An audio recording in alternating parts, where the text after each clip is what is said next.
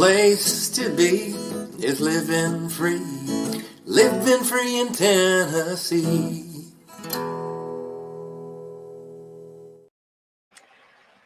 Hello, everybody, and welcome to Living Free in Tennessee, where we talk about building the life you choose on your terms.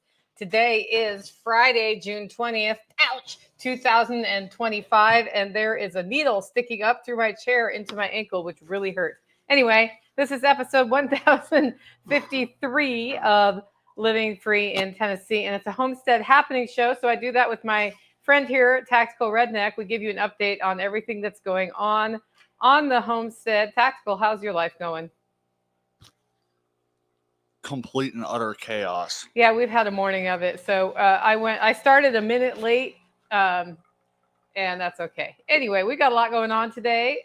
Good to see you in the live stream there, Pack Rat. Thanks for your email this morning. And Matt, welcome to the live stream. Okay, so today we're going to talk about redneck gifts. We're going to talk about Animal Rebellion Day. We're going to talk about rabbit confusion and a lot of other things. And Pippin Eyes, welcome to the live stream. If you guys want to hear about something in particular, put the word question or comments, if it's a question or a comment, in all caps, and then ask or say your thing, and I'll mark it to answer later. We're going to try not to spill our coffee on my computer today, and it's a big danger day for that. So I'm holding my coffee on my lap right now because usually I have my computer up, but I decided you guys could just kind of look up my nose a little bit today rather than have it be perfect because I wanted it to be on time. Before we jump into the show, though, I wanted to talk about our featured event of today's show, which is the event we're leaving. So we're leaving right after this. We're finishing the show, and then we're hitting the road going down to Haven Village, where River and Amani have their hempcrete community, neighborhood, whatever it is. It's a really cool concept they have down there, and it's beautiful. I haven't been there for about a year. I am teaching people how to make chev cheese yesterday, which meant I was making chev cheese at what time last night? Close to 10. Close to 10 o'clock because I wanted to bring one with me, and it takes about 12 hours for the cheese to ripen. So they'll end up needing to finish their chev that I make from the milk there. But I'll also have chev for them to taste at the demonstration. That's tomorrow, but the event starts this afternoon. Like, we're going to get there after the event starts a little bit because we wanted to do the show and we're driving down. Anyway, find out more by reaching out to Amani through the contact form at, we should put that into silent mode. Anyway, find out more by reaching out to her. It's havenvillage.com, I believe, but it might be .net. Anyway, Fable Village, you'll find it. Haven Village. Where does the word fable come? I like every time I think about them, I think of the word fable. It's the weirdest thing. And they also do Haven Earth Trade School. So those are two ways to reach out to them. They did put some information out on the internet. She's mostly active on Instagram for what that's worth. Anyway, I hope to see you there. I believe Carrie's doing a wild edible walk this afternoon there. That's surprising. I'm going to have coffee to sell, but not a lot. And I'm going to have K-Cups to sell. And newly minted today in beautiful red glass bottles, I have, see what this is? Liquid rennet for cheese making. Yeah. So that's what I've got to sell. I decided not to bring dried herbs because it's not like we're doing a booth or anything. But Amani said, hey, bring some coffee to sell if you want. So I'm bringing some coffee to sell. But mostly we're just going down there to meet all the people down there. I wanted him to see how they're building that out so he can kind of grab ideas for what we're doing here. So plus you get to test going on the road again. Also want to thank two sponsors today. The first sponsor I'd like to thank is John Pagliano of the Wealth Setting Podcast. If you want to bone up on your knowledge of money, how to make money, how to use money to make money, he talks about his investment strategies so you can learn from what he's doing. And that's available on any podcatcher. The Wealth Setting Podcast is what it's called, or go to investablewealth.com and click on podcast, and you can connect with him that way. He's also written a really cool book called The Robots Are Coming. Tori, welcome to the live stream. Guys, do give us a like and a share if you think people should watch this episode, by the way. I'm supposed to say that every time. Do I? No. No. Okay. Our second sponsor of today's show is Matthew Sursley from agristaxadvice.com/LFTN. That's right. He's been supporting the show for a while, and I just finished a bunch of taxes. I have more taxes to finish. 2023 is completely caught up, and 2024 will be finished by the end of this month. And I'm getting a fat return because I tracked. It's not a real fat return, but I am getting a tax return because I track things well. And that means that even though my 23s are late, I'm not paying a fine for that, which is important. Yeah. So anyway, I've learned a lot from Matt. He analyzed my finances and talked to me about ways I can structure things, went over different tax write-offs I can take advantage of, how to document them properly. I've got a whole system now. One of the unforeseen benefits of working with Matthew is that the way I track finances for my companies has changed. Somebody helped me get them in even better order this year. And it was, by the way, that was not that Matt helped me get them in not good enough order. That sounded weird, didn't it? No, it's just that I didn't have them as detailed as I needed to be. And I worked with somebody to help me get them more detailed so he can give me better advice and so that I can see what's going on throughout the year. So that benefit has really helped me identify where I'm losing money where I'm profiting within the context of my business, which has different business units. So that's not what he promises to do, but it is the side effect of needing to communicate with somebody about where your money's coming in. So anyway, if you want to work with Matthew, go to agristaxadvice.com/LFTN, and you can sign up for some free resources and check out if he's a good fit for you from a consulting standpoint. Okay, with that, it's time for me to ask you a question. This always goes well. Yeah, it's not going to be a deep question. Okay. So the other day, I stood up, having seen you walk through the kitchen and walk out chewing something, and I knew I had not put a snack out. And usually I try to leave redneck snacks out because you kind of graze when you walk by, but I hadn't because it had been a day. And I walked into my kitchen. You know what I saw? I saw 3 beautiful passion flowers and a handful of blackberries sitting on the counter all by themselves.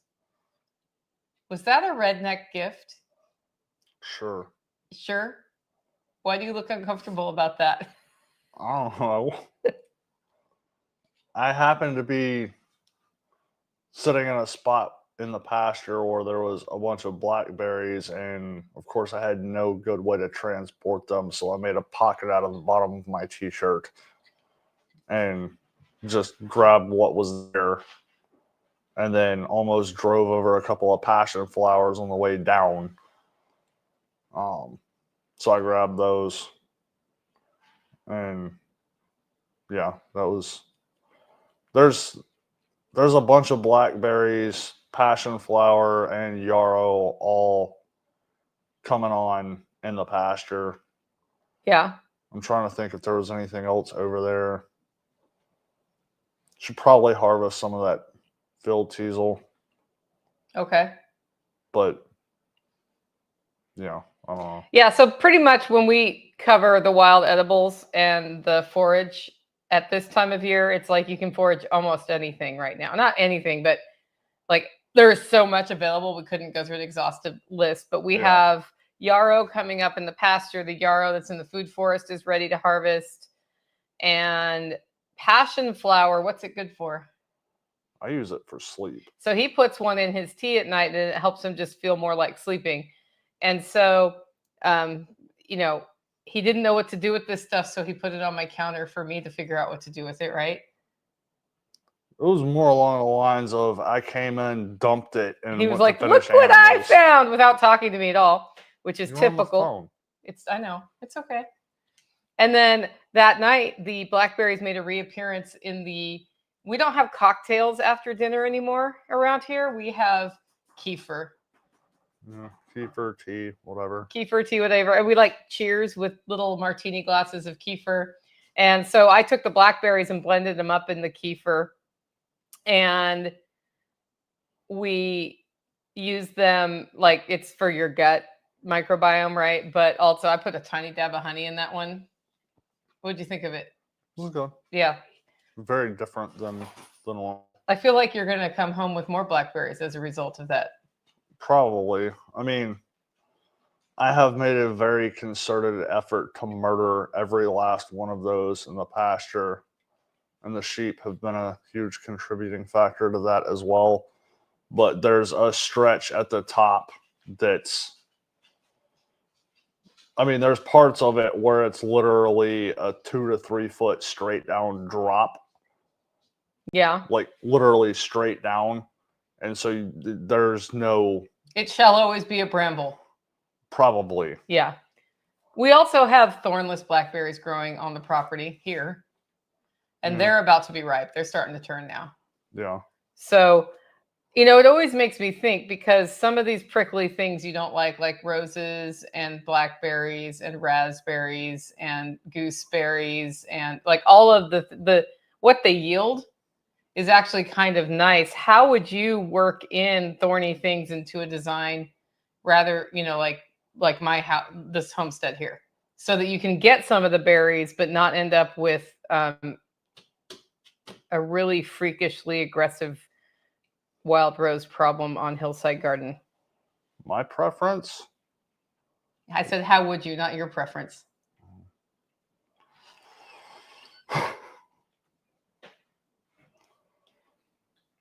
What I am presently doing is working that in all of the places that I don't touch. Okay. My preference would be to work it in on somebody else's property and then trade them for it. I know, but you know, it will be nice if somebody is renting the glamper, if they can go along that fence line and pick wild raspberries in season, or blueberries, or whatever. Adds to the experience. There's plenty of other things that they can pick that don't have thorns. Tori said, yesterday I performed a currant taste experiment. Now that I have 3 different types of currants, I wanted to know what I like the taste of more. Golden Run, Red Lost. Yeah. So the thing I do know about this property is it has not typically been good at growing tree fruit. Yeah. So berries, which many of them are pokey, do better here. Wineberries do well here. And I keep saying, like, I need to figure out how I can carve out an area where I go more like traditional in cultivation, and it's like the thorn garden, but in beds that are confined with trellis, so that I can like work through first year and second year cane progression, and also keep it from being a very aggressive wild rose on hillside garden, which is your favorite, right? I was about to say, out of all of the thorny things around, I have a special place in my heart for the blackberries, because out of all of the trips to the emergency room, the one that pissed me off the most was a blackberry thorn to the thumb. So anyway, redneck gifts are amazing. I took a picture of it. I'll post it on Instagram probably next week.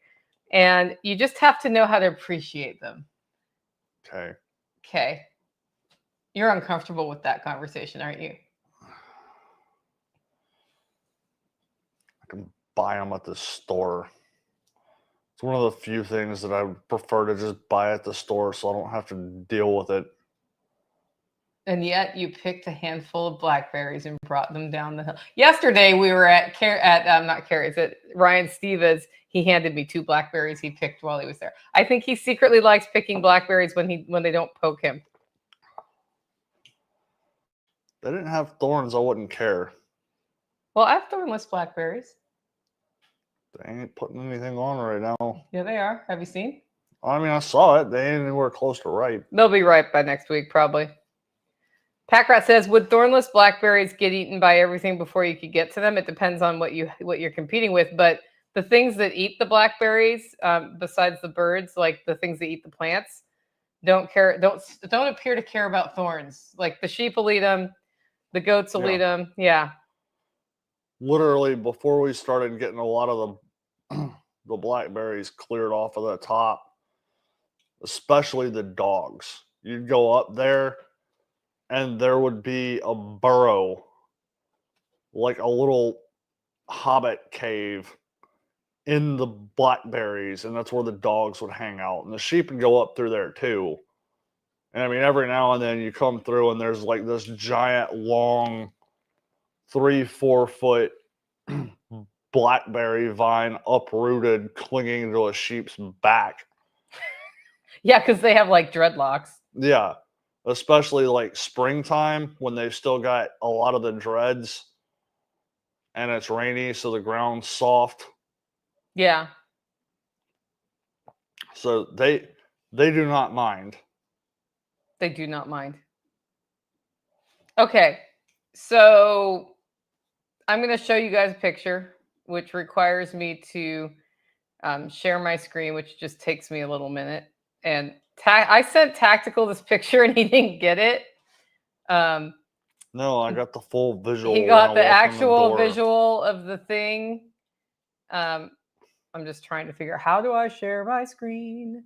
I share the screen like this. And then I hope I find the thing. Really? They should make that a little bit simpler. Yeah, I know. It's just, I'm just going to upload the stupid file because it's right here. So anyway, I got up this morning with lots of hope in my heart about what I was going to achieve this morning, because we're leaving at 12:30. Well, no, we're leaving at 1:30 after this. Except for now, we're probably not. But we're going to leave as soon as we can without losing our minds. And that's what was looking at me in my window. And that is a goat on a tunnel roof looking in my window at me. She was like, "Hey, what's up in there? I know you're in there." Tactical was still dead asleep, so I didn't know that. But I was like, goats are out. Only one goat was out. And then I walked outside in my PJs with a dog leash. And then I was like, I don't know how I'm getting over there right now to where she is, because she had to jump over the moat that is the back, around the back of my house. Yeah. Anyway, he got her put back in, and then he went to the pasture, and I sent him this picture because she had gotten back out. I didn't see that picture. He didn't see that picture, but right after I sent it, he queued up and said, "This must be Animal Rebellion Day." So I thought he had seen the picture. And so I was a little surprised when he got all PO'd when he walked in my house and saw the goat looking in the window at him. I was like, oh yeah, I decided since she wasn't actually actively eating things I care about, I'd wait until we could both work on this and assess how she might be getting out of the thing. And like, have your coffee. He's like, I'm going to go put the gate back up between their other pasture. And yeah. So tell us about Animal Rebellion Day. Yeah, so apparently this is a coordinated rebellion, because get the goat put back in and go over to check the girls. And mostly the reason I was going over there was to see if I needed to take water over, which I didn't think I did. And I get over there and literally half the girls are out. And two of them had found a way to get to this one weird spot in the corner of the paddock where there's literally about, I don't know, a 4 or 5 foot washed out drop, and they couldn't figure out how to get back because they wanted to just cut straight across. And the problem is the fence is right up against that drop, and they couldn't figure out to go back down the way that they had obviously come up. And fortunately, where everybody was hanging out was right where the reels were sitting. So I grabbed a fence post knowing exactly what was about to happen, and I pulled the reels back. Both dogs came beelining over. I held up the fence post. They realized that I had a stick, which they're deadly afraid of sticks. Like, you'd think I was holding the detonator to a suicide bomb or something if I pick a stick up. And so both dogs backed off. I managed to get all the sheep through and closed that back off, and then came back over to see the actual image of the goat back out. And I was just at that point like, I'm not even going to bother trying to figure out. I was impressed you didn't say the F-bomb right then. But, I mean, it's why goats can't have nice things. Well, we'll let them back out when we can supervise them. When you break the rules. Yeah, so while we're gone, they're going to be back in their other pasture, goat, also known as Goat Knox, because we don't want to be hearing from Hawk that he has spent, days chasing goats all over the holler. Yeah. So, yeah, sucks to be a goat. You could have continued eating all of that wonderful forage, which leads me to an interesting story. So we've been working on the Holler, I call it the Holler Hub project. That's not the name. I shouldn't have my coffee near my computer. That's not the name that I think it will end up being. I mean, it's the Holler Homestead right now. And a big part of it is that, if you've kept up with the podcast this week, and then if you're on the social, there was a video posted by one of our community members about how the holler heals. And it's not about the location, it's the community. Because you come to our community like at LFTN or through any of the other channels, and you find proactive people who lift you up rather than tear you down most of the time. And along that way, we've just had a lot of people, change for the better. It was really funny because I got an email from Tom Woods yesterday about, I wanted to interview somebody he's working with, and I'm not sure why he was on the original email chain, but he answered saying, like, this isn't a good time because we're in the middle of this other project. And I'm sure what he did was look at my YouTube reach, which is nowhere near what my audio podcast reach is, and look at what I do and think, okay, does this fit with where my business strategy is right now? And the answer was no. And his target audience is people who are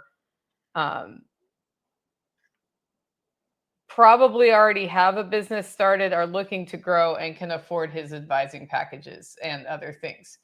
So I was like, I'll answer him. And by the way, not offended I was actually pleased he answered me because, like, usually you just don't get an answer in that situation. So, no, this is not this on Tom, but I was like, I need to answer him. And what I'm going to tell him is, yeah, that's totally cool. I like the work he's doing. And what I am is, when he's ready to go top of the funnel again for what he's working on, that's when he should get on my show, or when his business partner should get on my show, because it was actually his business partner who somebody recommended should be here. Because people who come into LFTN are basically 2 to 5 years out from being Tom Woods's target audience. Because before you're ready for that, you have to make a choice to build a better life. And you have to address any issues that you may have, whether it's poverty mindset, changing underlying problems that lead to self-destructive symptoms, whatever it is, just starting to build that prosperity. And I think a lot of us do that together here. And then what's interesting is people who have done that within the context of our community stay in the community, and they help other people in the community. So that's something that I was thinking about as part of that. And as part of the Holler Hub project, because the purpose of the Holler Hub project is to make more reasons for people to interact with each other in person, but also online as part of this here. And part of that is also opening this place up, getting additional land is the long-term vision, so that I would call my home a training center right now. That the training center is here when we do a cheese class or a tree class or a workshop or a gathering. We usually end up here, although we do have a classroom down at base camp for more like traditional showing slide stuff. And what I see long-term as what we're going for is that there's a central lodge. There are people who live out here permanently from our network, and there are places that you can rent temporarily, and there are opportunities to be here. And as this vision has been something I have been working towards for 18 years in different iterations. So it started as a writer's retreat, where I was like, you can go out and work on the homestead and clear your head and connect with nature, and then write that book you never finished, or paint that painting, or whatever it is. And then in the evening, we come together around the fire and just trade ideas.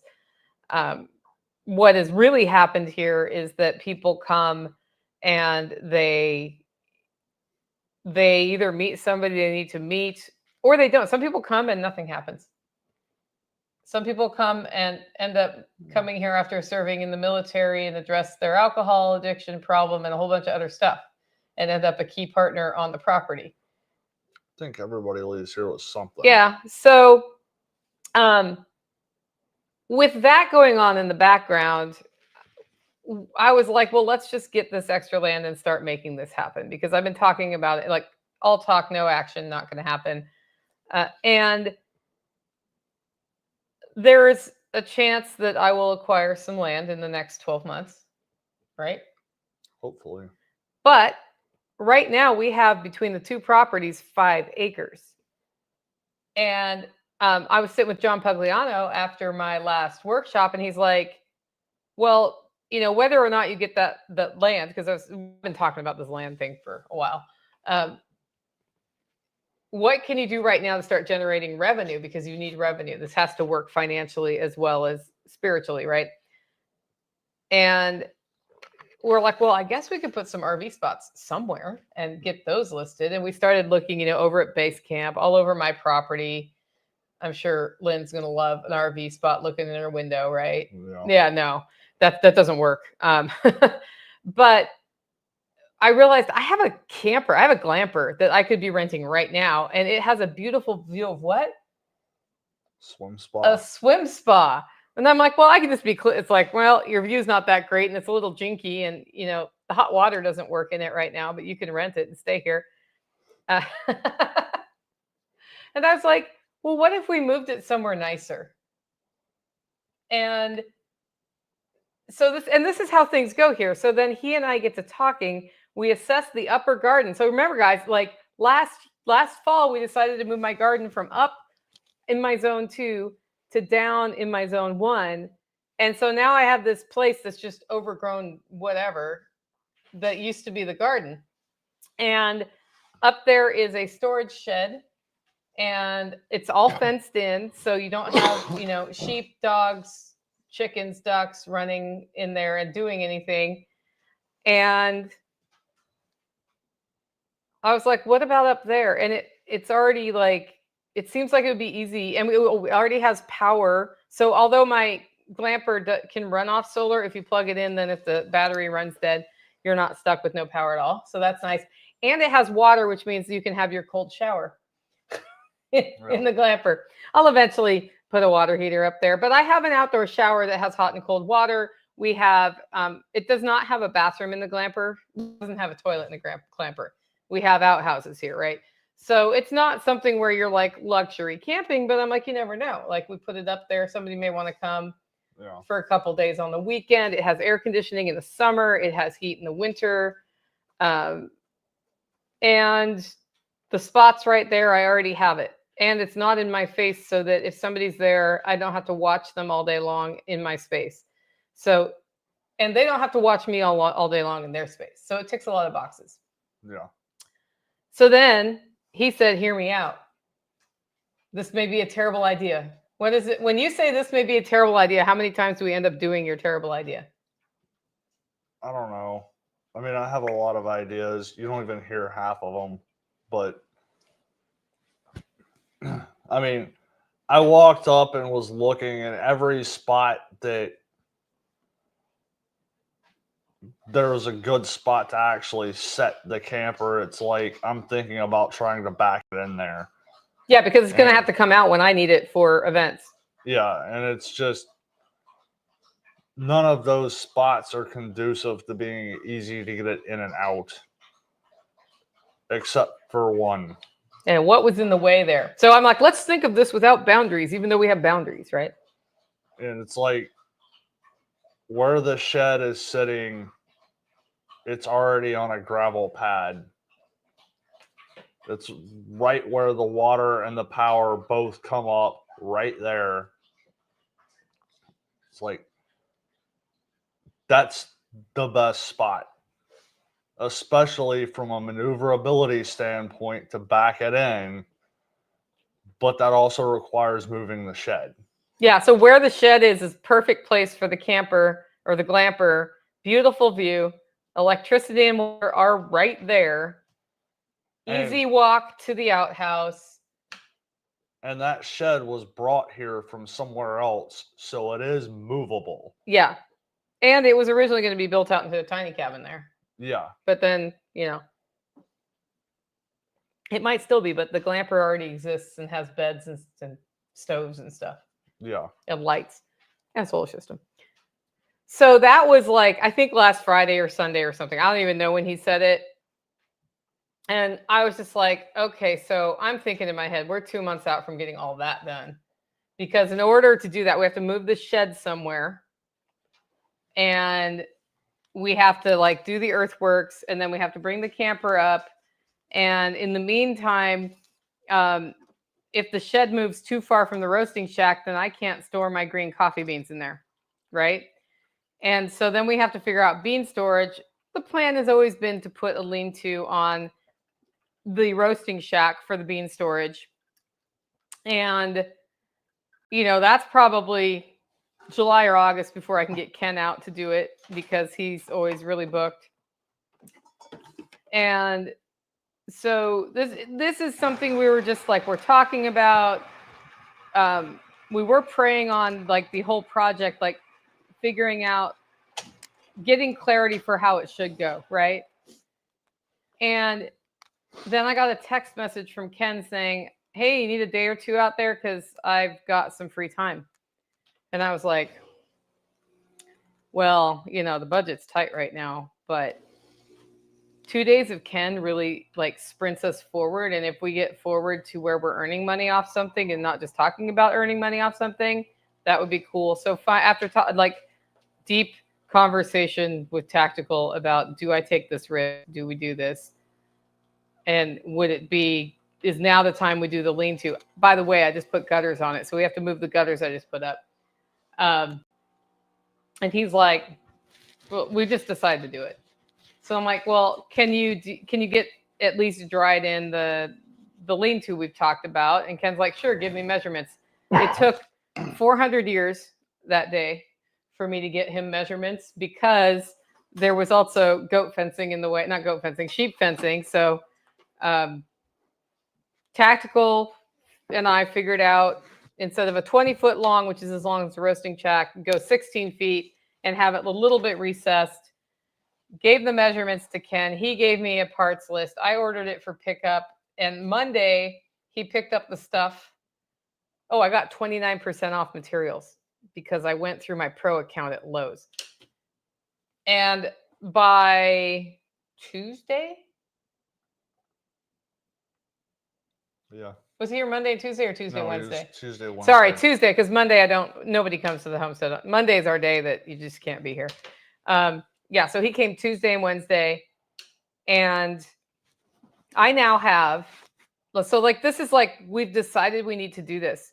I now have a lean-to that's dried in where I could store beans right now if I needed to, right? Yeah. And it's dried in. It's got a door. Like Ken had a door that he needed to get rid of, so he sold me that door. It could use insulation and wiring and some inside stuff, but that doesn't have to happen for bean storage. Although it probably will. The other thing is it can double as, when you guys heard me talking about having stuff for sale here, that can double as having shelves with coffee for sale, dried herbs for sale, or whatever when we have events here. So that's like a store/storage area for food. Yeah. It's rodent free.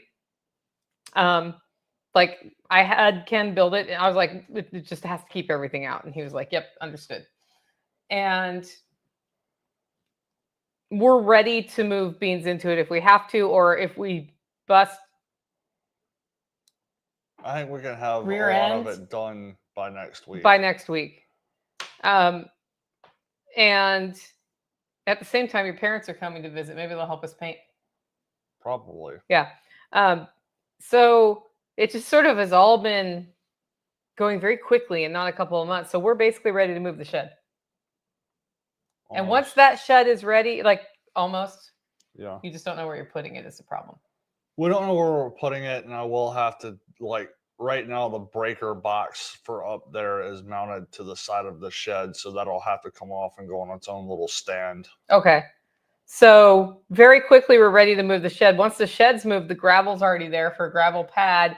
And during the week, the reason the goats got out is we let the goats out to mow the garden area so we could see what's up there. Now, it won't be the way I see the glamping spot long term, where it's like it has some berries you can pick at the fence line that have thorns, and it has an area you could walk barefoot that I call the grounding garden, or whatever, and a table out there. We can get a table out there, but there's some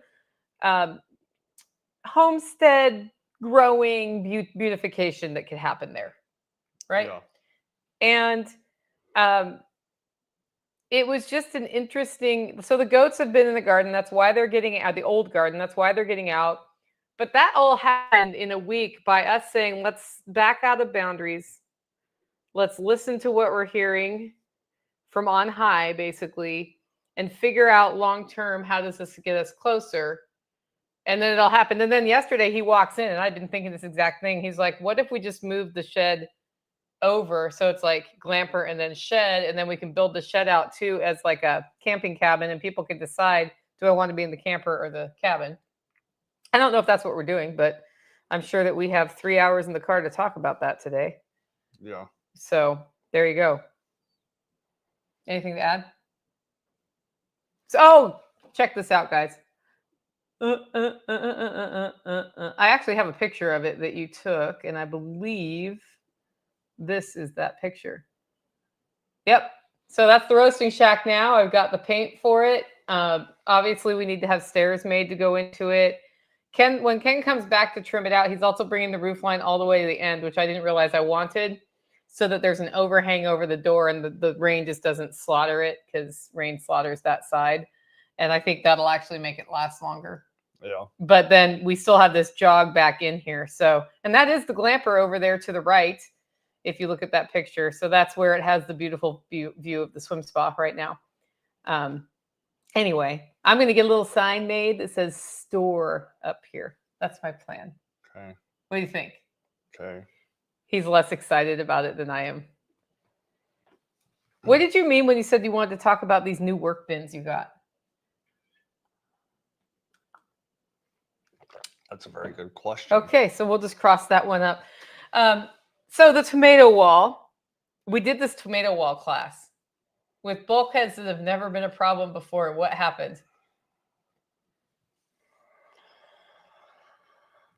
No F-bombs or S-bombs. What happened? Every single one of them leaks. Okay, so not every single one. There was No. one that... Oh, it I leaks saw too? every single one of them leaking. So it's a manufacturing issue that he's going to have to deal with. So hopefully that will be addressed and up and finished by the rabbit processing demo day. Yeah, my plan is to work on that when we get back. Are you buying new gaskets for it? No, I'm probably going to wind up using GE silicone number 2, which I probably should have done to start with, but I try not to do that if I don't have to. And it's one of those, I had a gut feeling when I looked at those gaskets and was like, I don't know why they put ridges on both sides of these gaskets.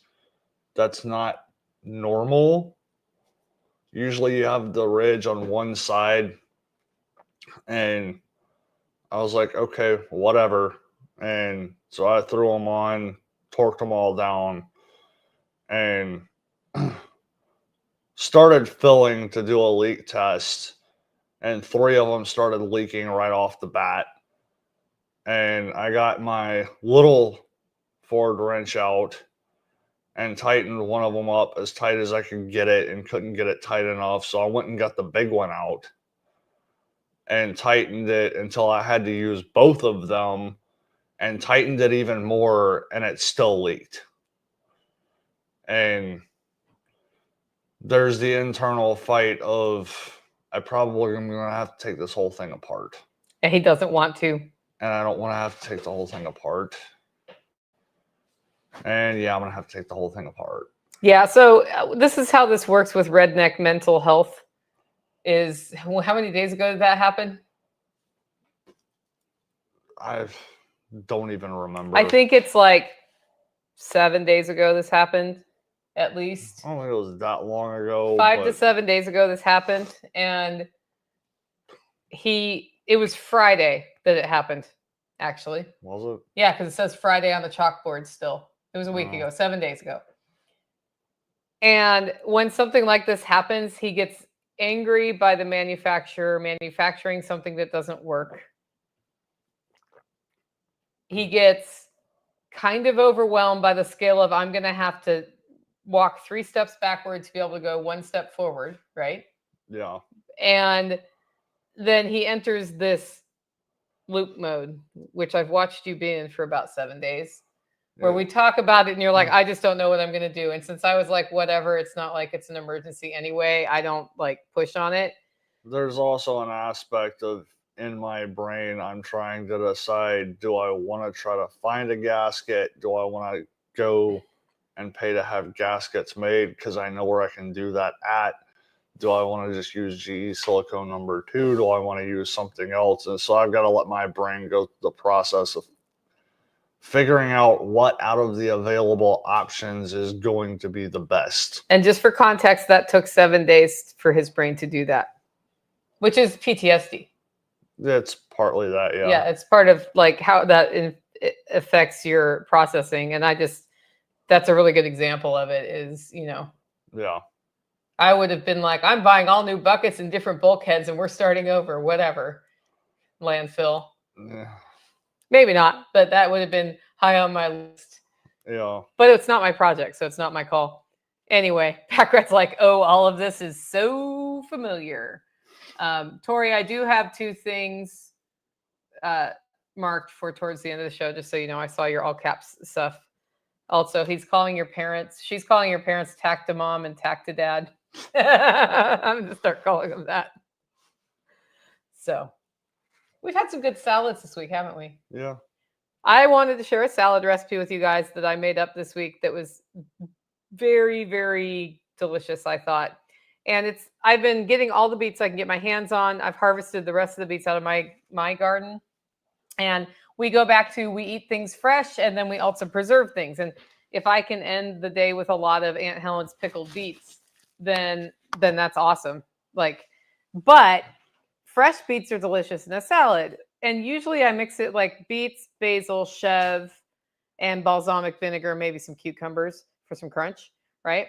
And I didn't have all those things, but I had cucumbers and beets, and I thought, what can I do? So I cut up beets, I cut up cucumbers, and I had that purple cauliflower that I put online, so I cut some of that up as well. And then I put salt in and stirred it, and then balsamic reduction, which is more like a syrupy. It's like you take balsamic vinegar and you cook it down until it's thicker. And then I would have usually done mayonnaise if it was a salad dressing here that Nighthawk was going to eat, but he isn't. So I used milk kefir because we've been building more milk kefir in. And then you always want to pair that because the balsamic is both like a tart and it has a bit of a sweet overtone from it's fermented grapes basically. And I like to add something that's not usually thought of that you combine with sweet. And so I add usually a lot of garlic powder. And this time I have some Italian seasonings. So I use those. If it was an oregano harvest day, I would have used that, or sage or something to go with it. And then I stirred that all up with Parmesan cheese as well. And that salad, I mean, I would ask Tactical to tell you what that salad was like, but he just walked out of the house. So that salad was delicious. And so I made one very similar to it without the cucumbers because I'm out of cucumbers right now for our trip. So we're going down to Haven Village, and she has food you can buy there. You can bring food or whatever. And Jen says, I miss Holler dressings. Yeah. Salad dressing, like homemade salad dressing, puts your food over the top, and it's so easy to do and so much better for you because it's preservative free basically, unless you consider vinegar a preservative. which I guess it is. But you know what I mean, like not a chemical sort of weird one. And anyway, so I also was planning the food that we will have for the next couple days. And I was like, well, I'll bring a salad in my cooler because it's actually pretty nice to just snarf on a salad. But one made with like a lettuce base, like a butter crunch or something, especially if it's already dressed, just turns into goop. But, you know, with the heartier vegetables like the cauliflower, this one has no cucumbers, but it has cabbage, which holds up better, right? Like coleslaw. And then it has more cauliflower. It has beets. It has Parmesan cheese, that same dressing. And I was going to add some peppers cut up, but I decided not to. So it tastes delicious. That's all I'm saying. So that's actually a really good way to use up some of your heartier vegetables that are still tasty cold. Tactical has no idea what he's eating because he was not here for that segment. So he can be surprised later. Now, you all know that I used to have a problem with goats on the roof, right? Like this podcast was famous. Like for me being on the podcast, recording the podcast going, I'll be right back because I just heard a goat on my roof. And part of that is because my house is built into the ground. So it's like I can get on my roof if I really need to. A ladder helps though. Although I noticed you have a gangplank. That's left over from when we redid the roof on the prepper pantry. Yeah, there's a gangplank. I haven't bothered to take it down. You know, we have enough guttering to do a gutter off of that roof. Yeah. We should do that. Anyway, see, I talk and then I think of new projects we're never going to get to anytime soon, like that one, right? Yeah. Yeah. And he just goes like this, and he's like, that is going to be completely forgotten from my brain within 37 seconds. Okay. It'll also be forgotten from her brain in about 30 seconds because you'll think of something else that we should What did do. we have instead of goats on the roof this week? Ducks. Ducks on the roof. Tell us about that. Yeah, I just happened to look over and both of the Muscovies were on the roof of the pump house, which is not unheard of, but they usually don't. But every now and then, like, you'll see one of them up there, and I just happened to look over, and they were, for whatever reason, both of them were up there just chilling. Yeah. It was just funny. Last night, he's like, ducks on the roof. And it's like, if you have Muscovies and you don't clip their wings, you will end up with Muscovies and Muscovy poop on your roof. I mean, even if you do clip their wings, we had them, it was right when we got them, we clipped their wings, put everybody in duck jail. One of the females figured it out, and then everybody else followed suit. But they were able to fly enough to get on the trash cans and use that as a launch pad to get over the fence. Mm-hmm. Yep, they did. But the thing is, like, we don't actually we clip their wings for the first year every 6 months or so. I think we did it twice. And then we haven't since then, but they don't really run off. Yeah. Like, I think they just sort of learned not to run off or fly off. And once they got home, unlike the khakis, they don't go very far. Yeah. From the coop. Like, I'll see them on the far side of, this, whatever this is, 1.5 acres. So I'll see them on the other side of the house. But, like, I don't know if I've ever seen them go down to the creek. I don't think I've ever seen them. Yeah, they just hang out in the pond. Yeah.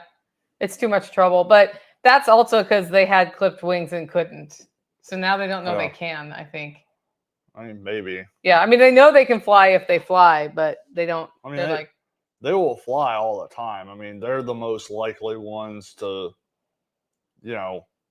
get to a clear spot and fly the rest of the way down to the pond. Yeah, that's true. That's always fun to watch. I love ducks. They're cute. So, erosion mitigation. This has been a great year to learn about erosion mitigation. Hasn't it? How many floods have we had in this holler this year? I lost count. I don't even know. We had another one 2 days ago. It's been bad this year. Yeah. So as a result of moving things around for the swim spa and him messing with his hillside garden by the cabin where he lives, Somehow he ended up with a river in front of the cabin, correct? Yeah, it's literally up This- against the front door. When it rains, there's literally a creek flowing across underneath the front door. So, by the way, that did not happen when I moved here. So it was something you did. It's not me, it's you. No, I know exactly where that water used to go. Yeah. Because it used to push all of the sediment and dirt from up here on top of the septic tank. Ah. And oh, I remember that because I kept having to dig that out. I slowed it down and started catching the sediment. And then when we did the excavation for the swim spa, none of that, well, some of that water still goes down that way, but most of it started going across to the other side of the cabin. So this is like small changes you make uphill do impact in a major way sometimes downhill. Yeah. So he observed that this is probably not good. Right? Yeah. And then he got a bee in his bonnet because you wear bonnets. What that means for Tactical is once his mind's on something, particularly if it's a problem that can be solved by a visual plan. You talk to Tactical, he says words back to you, and sometimes he's actually listening, but most of the time he's not, because all he's thinking about is pictures of what can be done. And so this week we've been calling it the rock garden because there are rocks that just kind of stick out there naturally that unless we build soil up there, they're just always going to be there, and they're huge. Like we're talking, they could be as big as a school bus. We don't even know. Yeah. Because we're not digging them out. It's literally an iceberg situation where what's sticking out of the ground is probably 2 foot high, and the rocks are big enough that I could easily fit my 4-wheeler on top of what's exposed. So we've been talking a lot about like functional solutions and visually pleasing ones here. Yeah. Like both functional and visually pleasing, because I keep seeing a lot of permaculture places that are ugly, frankly. It's like the solution worked, but it's not pretty. Yeah. And I think the visual is important. However, I do not process things visually, and he does. So I can be like, I want that to be pretty, and I can aesthetically interact with my environment to figure out spatially where things are, which means once it's built, I can tell you what's wrong with it. Which may be why it took me 4 tries on this kitchen. And then I was like, let's just build a temporary bar. Do you remember when I was like, we'll just build a temporary bar out of 2x4s and plywood, because that was how many years ago now? Temporary. We're sitting at, but I'm like, a 5-year solution. It's temporary. Yeah. Then I know if it's really working. Temporary here is usually 2 to 5 years. Yeah. So he came up with this. So, that big rock you see down near the bottom is one that's not going to move. He started moving other rocks and making planting beds and then getting herbs going. And if you see up where that trailer is, the water kind of goes around the top there, absorbs some into there, and then is diverted away. So that's what happened. Yeah. So how do you feel about your rock garden erosion mitigation? Is anybody else having audio problems? Dave Clark says it's cutting in and out. Is it just because when I move my head, I get louder and softer? Anyway, go ahead. I mean, it's almost to a stable point right now. I'm hoping that we don't get enough to wash out a bunch of stuff that I just did in that picture on the far top corner is where a lot of the water was going down at. And so I've still got to build that up a little bit more. That's other, yeah. So if you look at the top left corner of that picture, there's kind of a berm that you got the rocks going across the top, and we're in the top left corner of that picture, it transitions from rock to a dirt berm, and that's the access point to get the mower through there. And then I definitely on the side that you're looking at and across the top, I tried to get it as straight as I could so that I've got basically a straight edge that I can run the mower up to. And then probably next year, it'll be settled in enough to put another layer of rock in, bring everything up a little bit more, which will make those beds a little bit deeper and just kind of reinforce if we do get one of the heavy rains that it's not going to overflow that. Yeah, because we got a rain that was so heavy that 2 sets of gutters on my house, like from Taj Mahal towards the house, it has a gutter, and then then my house has a gutter. It was raining so hard that water was flowing over the edge. Yeah. This week. So it was one of those crazy things. And then that came up, that was a flood. It came up over the road. It flooded out people's bridges down the road. It was typical, like not the one bridge at Steve and Charlene's, of course, like that one's never flooded, but some of the people who put in culverts that are too small. Yeah. Yeah. And even the one that has the culverts that are big enough, they don't keep it maintained. So next time we have another like major rain event, that could easily get knocked off its foundation a second time. It's already happened one time. Yeah. So, yeah. I mean, this year has been impressive. It's not that we've gotten an excessive quantity of rain. It's that we've got an excessive quantity of rain in a short period of time. So it's not more than the usual amount of rain that we get. It's just happening faster. Yep. So that's when we talk about erosion mitigation, sometimes it needs a pile of trees somewhere, and sometimes it looks a little prettier, like his rock garden. And I kept seeing him like working on that, and there are so many other priorities we have. Something kept me from complaining in your direction about that, because I'm like, he really looks like he needs to finish this before he's done. Like, and I figured it was just like, it was a mentally taxing week for Tactical. And I was like, he just needs his peace with his plants out in nature, and I'm just going to leave him alone, because nothing on my list is it's not keeping us from, nobody's dying right now. That was definitely a part of it. Yeah. I tend to start picking at stuff like that when I need a mental break from everything else. Yeah. So, and then I saw what he was doing from the erosion standpoint, and I saw the forecast, and I was like, no, that totally makes sense to me why that became the priority. Sometime maybe we'll talk about those things with words instead of me having to just figure out the redneck puzzle. Yeah. Yeah. He's like, no, that's probably not going to happen, Nicole. So we've got squash, yellow squash coming off the squash plants that I threw in the compost pile. So there's a compost pile that's been going since October that won't be done because it's Johnson Sioux style until October, because you just let them go a year. But Jack had mentioned, like, I just throw some stuff in there, like squash or whatever. And even though it's not done, they'll grow. And then that, like, the roots develop relationships with the mycorrhizal fungi in the compost pile. And that actually helps the compost pile and all of those things. So I got these plants at the farmer's market from somebody, and they were like 6 inches tall.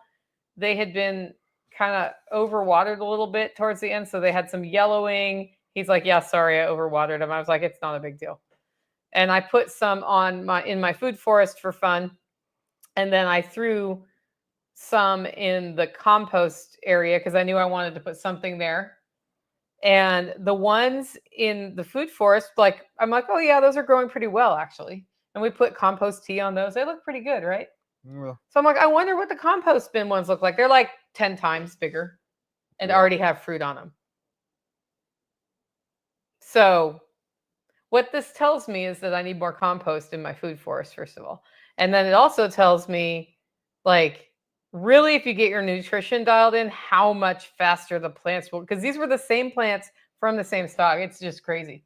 Yeah. It's a 10x difference. And actually, I'm about to plant a succession crop on bed number 1 where the garlic was. And I told him, it's like, I want to bring like 4 buckets of straight up compost down and just coat the top of it before I put the seeds in. And then anywhere I'm transplanting a plant, I want to dig down and just make a pot-sized area of compost. Yeah. So yeah, it was really, it's looking great. And we'll see if the bugs like those squash or not. It just depends on how healthy they are. Yeah. So before we leave today, I probably should pull some squash off those plants. Okay. There's 2 squash. But anyway, so how do you think we're going to move Stormy?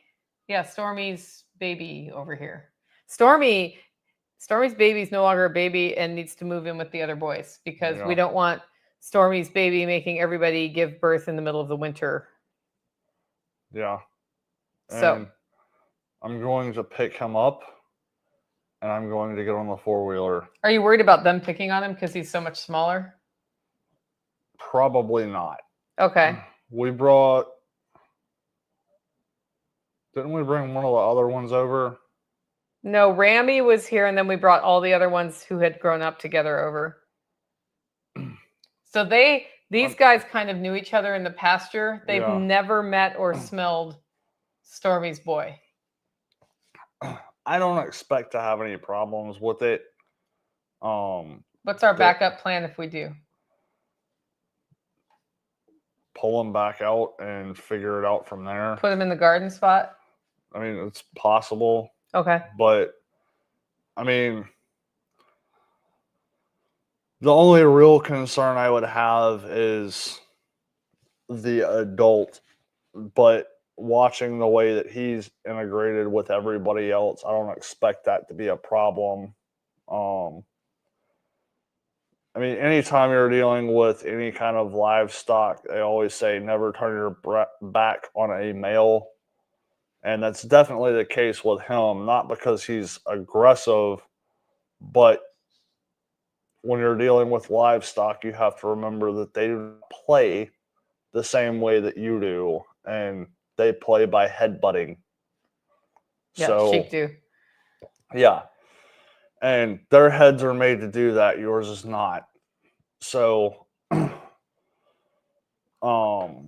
he's the adult that we have is playful enough that he'll get you if you turn your back on him. But the others are still skittish enough that, like, they'll come up to you, but they ain't gonna try to play with you like that. So, I mean, I think the Stormy's boy is probably big enough now that he'll just integrate in with the little ones, and I don't think any of them are going to be that much of an issue. If we would have been thinking, we could have castrated him and had him be a companion to the bigger ram when the ram has to be alone. Yeah. But now I guess technically you can still castrate them, but it's too late. But I'm thinking about possibly, because everybody else is leaving in October, and that's the same time he's going back. Yeah, he's going back for the winter, basically. And the only thing is, any girls we don't want to get pregnant have to come back over here then. I think the only one that I might hesitate on is Stormy. Yeah, well, let's look see if anybody else is super young too. Because we're processing all the young girls over there. We should actually go label some sheep. Yeah. We need to tag the rest of them. Yep. Fun. Okay, rabbit confusion. So yesterday we put the gray female in with the brown male. And then Tactical's like, I don't know which one's which right now. I wound up figuring it out the easy way. You went the old-fashioned way? No, I waited until he went to do his thing. You're like, okay. It becomes pretty obvious at that point. So hopefully it hasn't been so hot that pregnancy can't happen. But yeah. And then just for a Holler Neighbor community update, I think we have a Holler Neighbor dinner Sunday night. Okay. And then it's going to be all your family all the time for 3 days. Yeah. And because Nighthawk's up on animal care, he's in charge this weekend. Yep. We're going to go down the river in Amani. So that's actually kind of nice to have neighbors who can help do that and that we can help them back. Yeah. So you were on rabbits and dogs last week for the SOE party because he was there. Anyway, I've got 2 questions in And if there aren't any other questions, we're going to wrap up soon. So Tori says, and this is in reference to renting out, like camping. So that was the first thing I thought of to generate income for my property. Tori has a new property that's just bare land, but I don't live on my property. So how can I supervise? The answer is you can't. So you set it up so people can self-check in and self-leave. The easiest way to do that is to have a camping site that they can go to. And somebody I know who does this is Brian Norton, who does Squatch Fest, and he does Food Forest Farms coffee. I'd reach out to him and find out what his experience has been like with having just camping on Hip Camp, because he figured out, I think he put out composting toilet in a shower house, and it's like you self-check in, you self-check out, and don't leave a mess. And I don't know that he's had a lot of problems with that. If you're going to have something where you need to clean it in between people, that actually just ups the ante on your time. So you just have to decide. And if you have internet and electricity out there, then you can put in cameras, not in the thing, but you can see if people are there.